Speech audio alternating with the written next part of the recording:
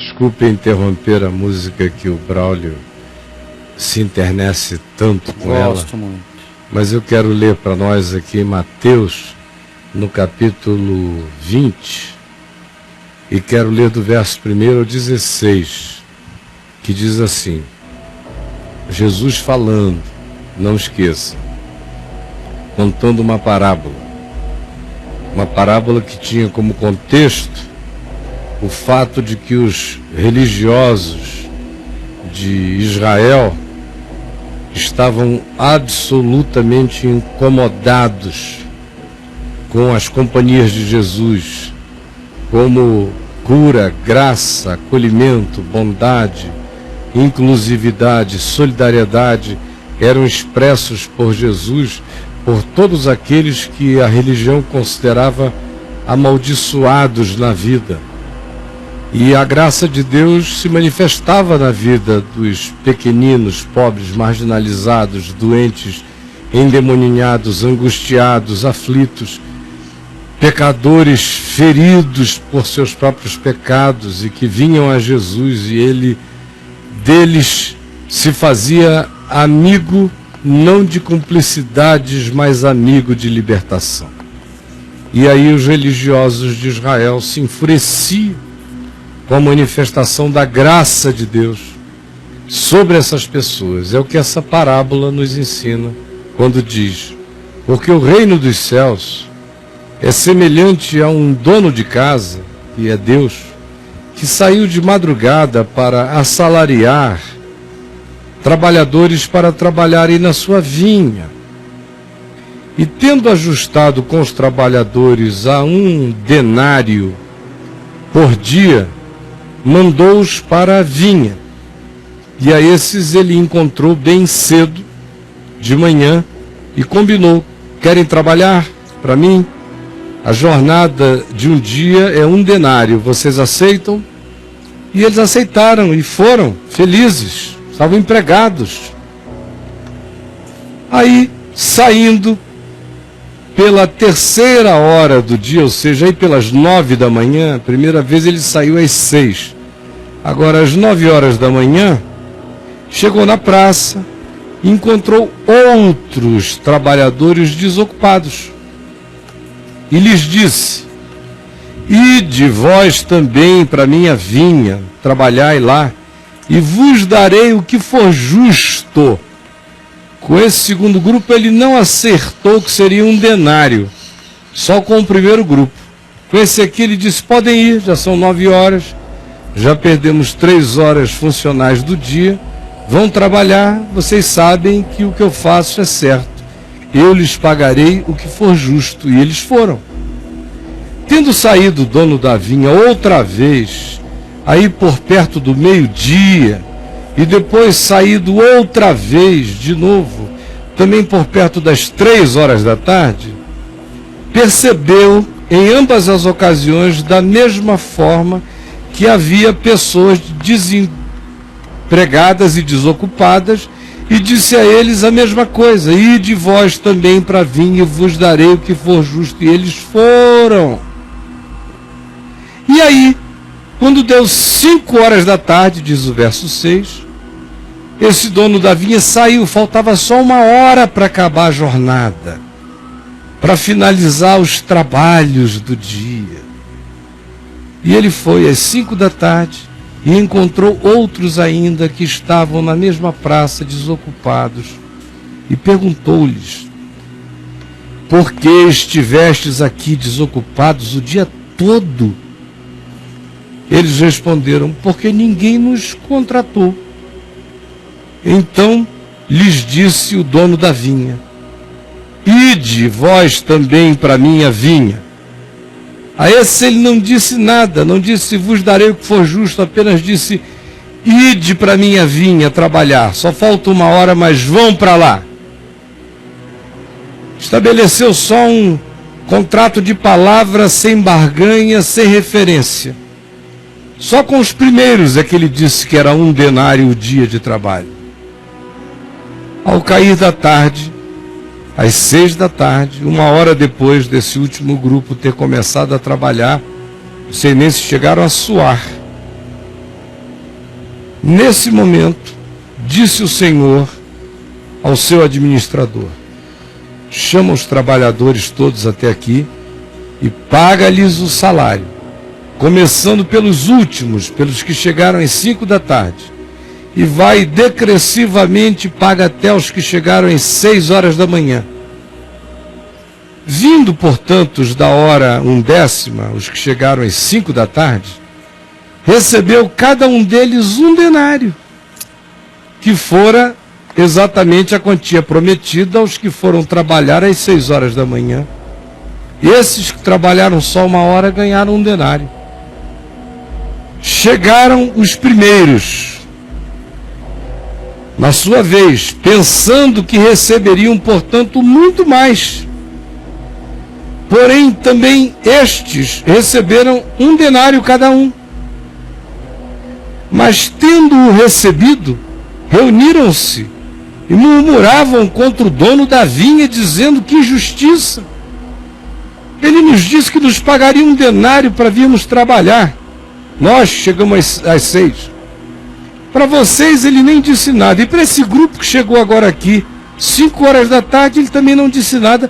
E deu para todo mundo a mesma quantia que deu a nós que chegamos aqui às 6 horas da manhã. É injustiça. Assim raciocinaram. E ainda se queixaram de que eles tinham experimentado todo o calor do dia, suportado a fadiga, toda aquela coisa de trabalhador amargurado, que fez um contrato de 1 denário, mas agora olhou para o lado e viu que o dono do negócio era doido de graça e estava dando para todo mundo a mesma coisa, e ficaram com raiva do dono e com raiva de quem estava recebendo, porque não mereciam. Olharam para o lado e ficaram com raiva e inveja, olharam para cima e murmuraram de Deus, como acontece o tempo todo em todas as áreas da vida. Quando esse espírito pequenino desses trabalhadorzinhos sindicalizados e legalistas, espiritual e existencialmente falando, se instala numa alma humana. Mas o Senhor, respondendo, disse a um deles, que era o representante da classe, era o que estava dizendo: estes últimos trabalharam apenas 1 hora, contudo os igualastes a nós que trabalhamos e suportamos a fadiga o dia todo. Aí o proprietário lhe disse: amigo, não te faço injustiça. Não combinaste comigo 1 denário? E o homem teve que sacudir a cabeça e dizer que sim. Então o Senhor disse: toma o que é teu e vai-te, pois eu quero dar a este último tanto quanto dei a ti. Porventura, não me é lícito fazer o que quero do que é meu? É a pergunta de Deus. Porventura, não me é lícito derramar a minha graça como queira?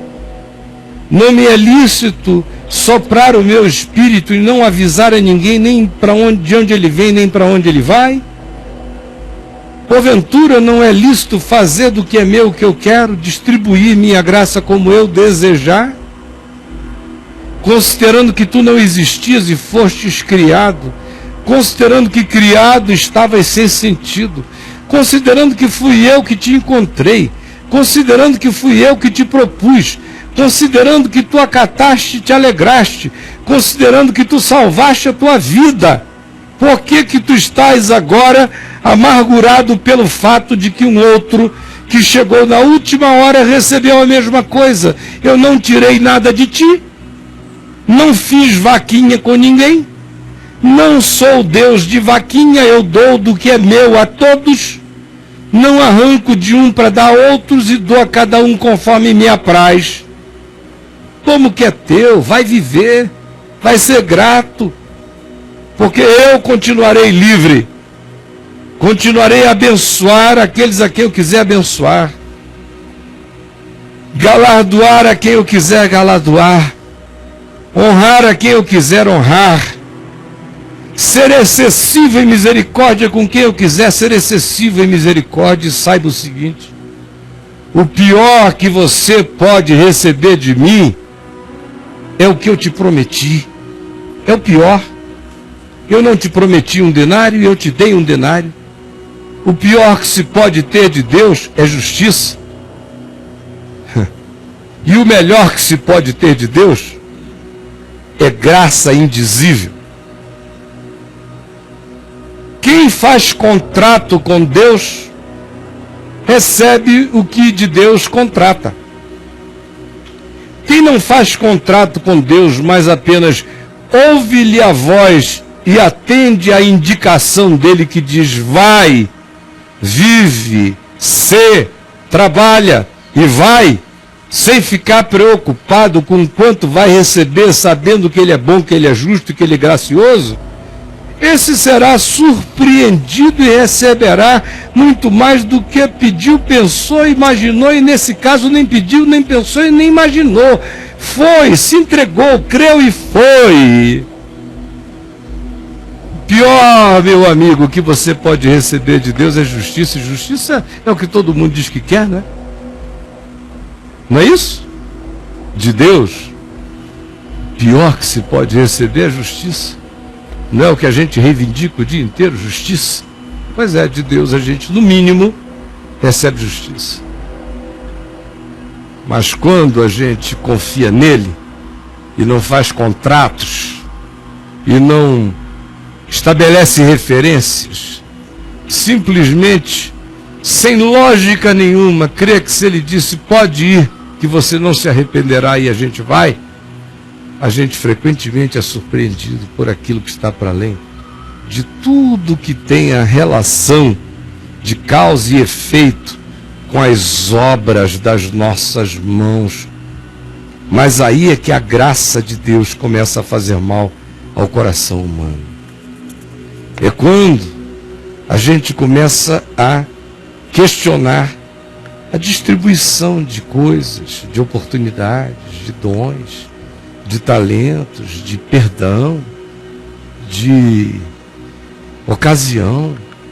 Como é que eu estou aqui há 50 anos? Chegou agora esse cara e de repente ele está todo cheio de umas intimidades com Deus e parece que Deus está dando tal intimidade a ele mesmo. E o coração vai ficando com raiva. E a gente vai ficando mal, foi o diagnóstico de Jesus. Ou são maus os teus olhos, porque eu sou bom. Essa que é a coisa danada. Que era o que acontecia com os fariseus. Os olhos deles iam ficando dia a dia piorados, tanto mais quanto eles vissem Jesus sendo bom, com o pecador, com a meretriz, com o publicano, com o desvalido, com as criancinhas, com os velhinhos, com os soldados romanos, com os centuriões, com os que frequentavam a casa de Herodes. Jesus bom com todos que o procuravam, e a graça se esparramava. E as pessoas tocavam nele e eram curadas. Ele mandava uma mera palavra e os milagres aconteciam.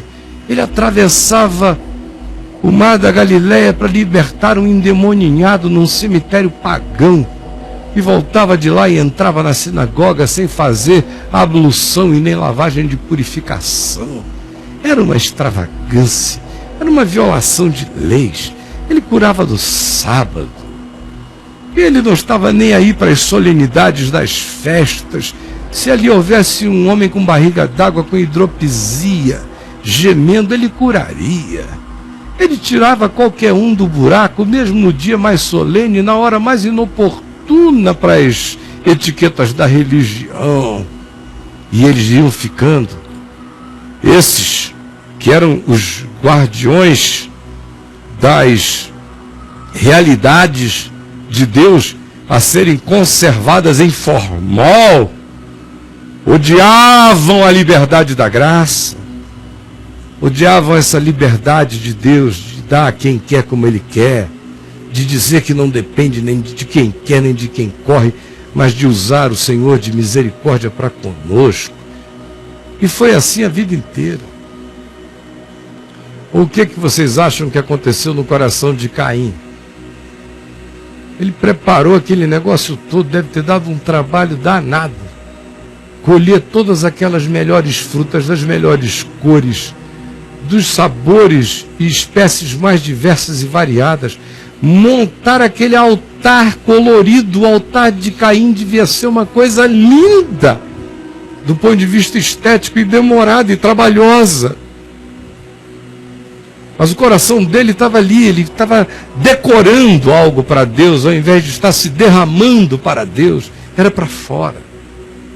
Aí lá vem o Abel, uma ovelhinha de nada, pega a ovelhinha em cima de uma pedra, tira do seu facão e corta a jugular da ovelhinha e a sangra na pedra no altar, enquanto ergue as mãos e diz: Senhor, tem misericórdia de mim, porque eu sou um pecador. Que o sangue desse inocente me cubra. E a cruência visceral e sincera daquela declaração subiu como um aroma de amor verdadeiro diante de Deus. E o Senhor inspirou a oferta de Abel. E Caim olhava para o lado com ódio, com raiva da graça. Raiva da graça fez o primeiro homicídio acontecer. Raiva da graça. Raiva da graça fez muita gente boa pirar no deserto com Moisés, inclusive Miriam e Arão. Por que o dom dele é esse grandioso e o nosso não? Foi raiva da graça que fez os filhos de Jacó entregarem José primeiro à morte, depois, num pensamento condescendente, à escravidão para sempre. Foi inveja do dom, da graça de Deus na vida do outro. Inveja da graça que levou os filhos de Davi, que tinham sido gerados com mulheres legítimas, a ficarem com muita raiva quando o indicado para suceder Davi foi Salomão, o filho da mulher adúltera, o bastardo do ponto de vista dos outros. Muita raiva tinham os profetas oficiais de Israel, sim. Raiva dos profetas marginais, que não frequentavam o templo, que viviam nos desertos, que cuidavam de bois, que eram padeiros, que não cumpriam os ritos da religião, mas que andavam cheios do Espírito Santo e proclamavam a palavra de Deus em liberdade e frequentemente diziam tudo que o status quo e o establishment religioso e político não queriam ouvir. E os profetas e os reis e os inclinados à mentira e ao engano odiaram a todos os profetas de Israel. E estranhamente reconheciam que neles havia poder de Deus, graça de Deus, que eles não podiam entender, porque eles não eram do templo, porque eles não estavam aqui oferecendo sacrifícios, porque não beijavam a mão dos sacerdotes. E como é que o Espírito de Deus os arrebata e os usa? Raiva da graça, raiva de Deus, raiva da liberdade divina, sempre. Em Jesus a mesma coisa. Em Jesus é descarada a situação.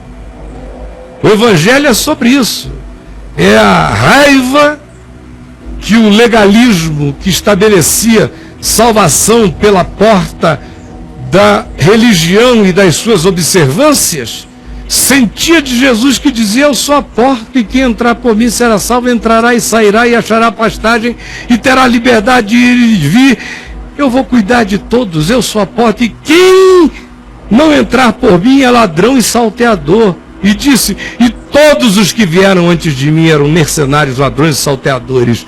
E os fariseus, e os sacerdotes, e os saduceus, e as autoridades do templo, com raiva da graça.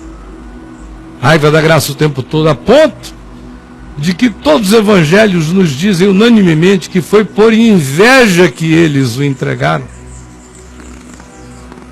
Inveja da graça.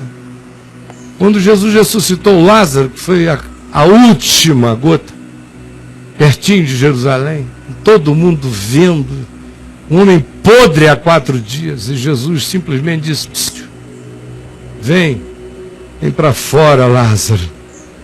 E aquele que estivera morto, estava podre há 4 dias, foi regenerado em todas as células, sofreu uma mutação quântica, saiu revivificado pela vida de Deus,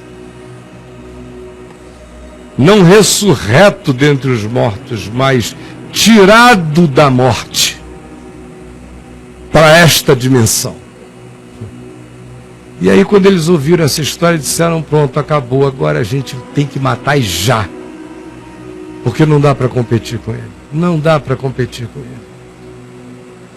Não dá para competir. Não podemos negar que ele fez um feito divino. Não podiam negar que era divino o feito. Mas olha, minha posição é mais importante, meu lugar é mais importante, eu sou mais importante. Eu vou matar o milagre, eu vou matar a graça, eu vou matar Jesus, mas o poder não sai da minha mão, a fama não sai da minha mão, a direção não sai da minha mão, a autoridade não sai da minha mão. Não posso negar que foi algo de Deus. E enfrenta aquele que Deus ungiu, porque tem raiva da distribuição da graça, porque não permite que Deus seja livre para dar o que Ele quer a quem quer. E aí o coração vai ficando malzinho, como é o coração da maioria dos entes arraigadamente religiosos e que acreditam que se eles se batizaram, tomam a ceia, dão o dízimo, leem a Bíblia, decoram doutrinas, frequentam todas as reuniões da igreja, fazem tudo que seu mestre mandar, Deus tem uma lista de obrigação para com eles. Fazer esse contrato com Deus, e Deus não propôs nada, foram os intermediários falsários que propuseram isso em nome de Deus, e o cara fica esperando. E enquanto isso, o Senhor vai se revelando a quem não perguntava por Ele, vai derramando o Espírito dele a quem não está interessado em nada a não ser em ter paz, em encontrar vida. E quando encontra, diz: meu Deus, achei a pérola de grande valor. E não se transforma num pavão, mas anda em quebrantamento, ainda que aos olhos de todos seja um desprezível. E os que assistem essa ação da graça de Deus, sem a ela se renderem, discordando de Deus, como tem gente com muita raiva de Deus por minha causa. Tem muita gente que ficou feliz em 98 e 99, teve gente que disse oba, milhares aqui mesmo, tanta gente já testemunhou no meu site, por aí afora. O povo me diz, quebrantado, arrependido hoje. Quantas vezes eu vi e estive presente quando disseram oba, foi tirado esse negócio da nossa frente. Aí o Senhor, que não desistiu nunca de mim, que ao contrário estava me salvando daí para poder realizar um bem maior em mim, porque o Senhor me ama, e não as funções representativas que outros me atribuíam. O negócio de Deus é com a minha alma, não é com representações, nem com imagem, nem com fachadas, é com o meu serzinho eterno. Aí eles se regozijaram e ficaram vendo. Eu escrevi o site, me bateram 250 mil cartas, logo assim de cara, a maioria delas dizendo: vai morrer, seu desgraçado. E a palavrinha lá, a palavra lá, uma semente depois da outra, e o Espírito foi fazendo como quis, Hoje vocês pensam que eu não sei, que tem uma quantidade enorme de gente olhando com raiva de Deus, dizendo: eu não concordo com Deus. Não concordo com Deus. Um cara que tivesse sido como Caio, referência das referências históricas que este país já conheceu nesses 150 anos, nunca tinha tido ninguém numa geração com aquele impacto, não podia ter se divorciado, não podia ter tido um caso extraconjugal.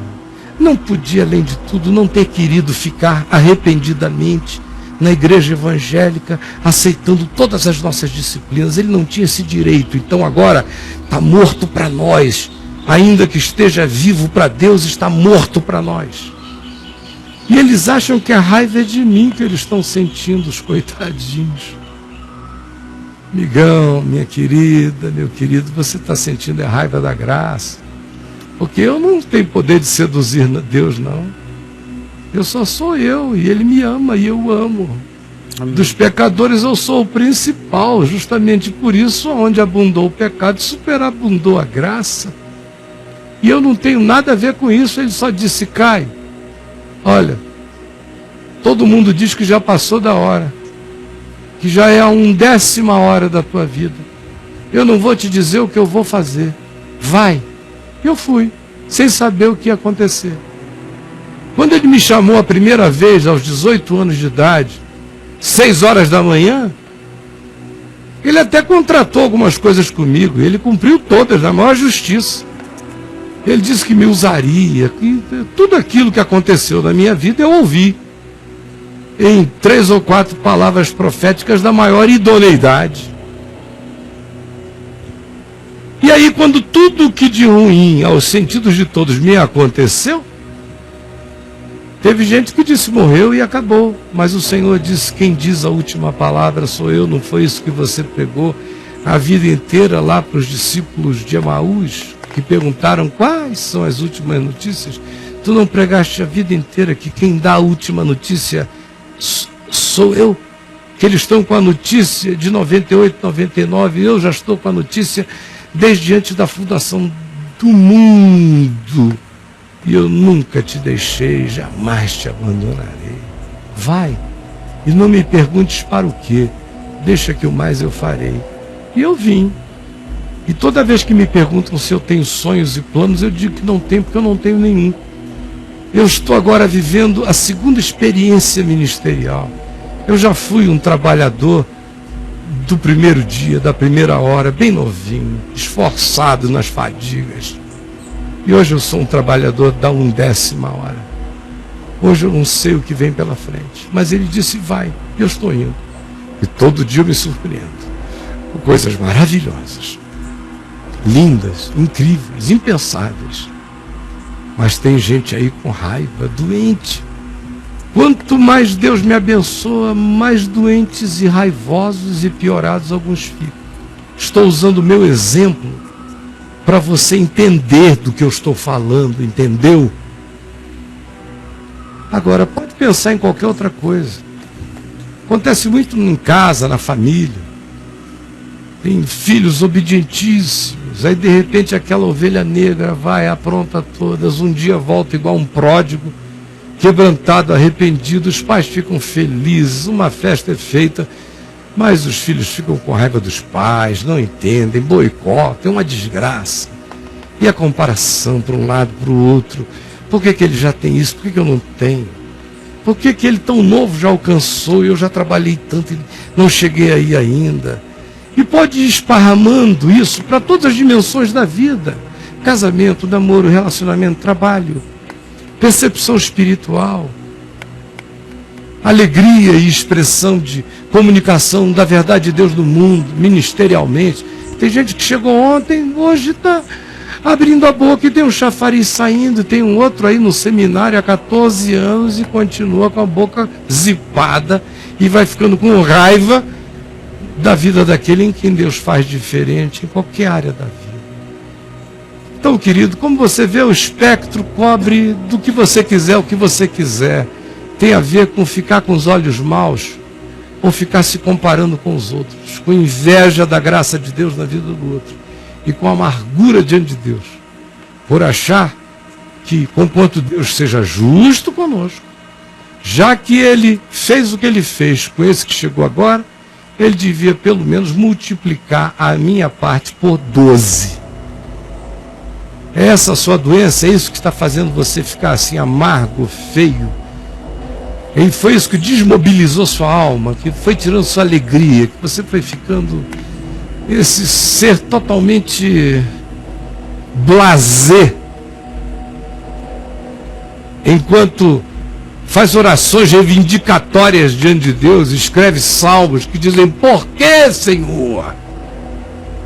Tem tanta gente, quase todo dia alguém me pergunta: Caio, por que o Macedo? Eu digo: meu Deus, graças a Deus que não sou eu no lugar do Macedo, né? Porque tudo que eu não queria era estar no lugar do Macedo, Deus me livre. Mas tem gente que faz essa pergunta: por que o boiadeiro? Eu digo: meu Deus, graças a Deus não sou eu, Deus me livre de estar naquele lugar ali. Eu só quero estar aqui em mim, da maneira mais sóbria e tranquila possível. Mas tem gente que não se contenta em ser quem é, e ainda fica com inveja, como diz o Salmo 73, da prosperidade dos maus, ou também como diz o Salmo 37, invejam a prosperidade dos maus. Mas no caso aqui é pior. É inveja da graça de Deus sobre quem não pediu nada, só recebeu. Só recebeu. E você ficou magoado. E disse: não vou andar com Deus porque Deus é doido. É indiscriminado.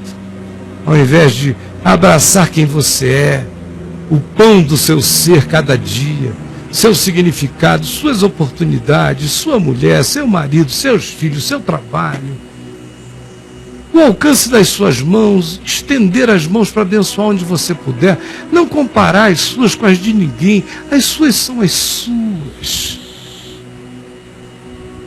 Faça por amor. Ele disse: vai, e você foi. Deixa o resto com ele. Quer um conselho para sempre? Não faça contratos com Deus. Eu não tenho contrato nenhum com Deus, nenhum contrato. Todo contrato que eu tenho foi o que Deus fez comigo. Quando Ele me amou, antes de eu sequer saber que eu era eu. E me amou primeiro, se derramou por mim primeiro, se reconciliou primeiro, tudo Ele fez primeiro, tudo foi unilateral, tudo vem de Deus, minha suficiência vem dEle, eu só recebo essa graça inefável, inexplicável pela fé. E não tenho contrato nenhum oferecido, tipo: Senhor, faz isto comigo e te farei isto. Não, eu sou dele, estou servindo por nada, porque já sou herdeiro de tudo. Que darei eu ao Senhor? Pergunta o salmista no Salmo 116. E responde: beberei o cálice da salvação. É só o que eu faço. O que eu tenho para dar a Deus é abrir bem a minha boca para que Ele a encha. O que eu tenho para dar a Deus? A mim mesmo, sem me comparar com ninguém, querendo servi-lo na minha geração, com alegria de ser quem eu sou. Agora, meu amigo, eu estou dizendo isso tudo para ver se você leva isso para o seu mundo, para a sua vida, para os seus ambientes, para as suas dimensões, para o seu coração, para as doencinhas todas da sua alma, que vão do seu trabalho, dos seus relacionamentos, das suas amizades, dos seus vínculos em todos os lugares, até no casamento. Tem mulher que inveja o marido, marido que inveja a mulher. É disputa para todo lado e os olhos vão ficando maus, como Jesus disse. Quem rejeita e resiste à liberdade de Deus de fazer o que Ele quer, como Ele quer, em quem Ele quer, vai ficar com a alma negra. Os olhos se tornarão maus, estranhamente, porque Deus é bom. Não deixe que a graça de Deus seja recebida como ataque na sua vida. Acolha-a para você e agradeça-a sobre todos. Como disse Moisés, quando Josué veio reclamar, porque Moisés pedira e o Espírito Santo se derramara sobre muita gente no acampamento de Israel no deserto, e eles profetizaram. E Josué veio enciumado e disse: Moisés, repreende-os para que não profetizem. E Josué, coitadinho, pequenininho de cabeça, achava que Deus estava se engargalando em Moisés. Aí Moisés disse: ô Josué, não sejas tolo, oxalá todo o povo de Deus profetizasse, porque afinal de contas, qual é a promessa dessa última hora? Eis que eu derramarei do meu espírito sobre toda a carne, e os vossos jovens sonharão, os vossos velhos terão visões sobre todos, homens, mulheres, até sobre os mais humildes. E para ir mais longe ainda, através do profeta Oséias, Deus diz: até sobre os meus servos e sobre as minhas servas derramarei do meu espírito naqueles dias. Ou seja, até sobre os crentes, até sobre nós. Porque Ele está derramando aonde nós não sabemos. E na maioria das vezes onde nós não admitimos e não queremos.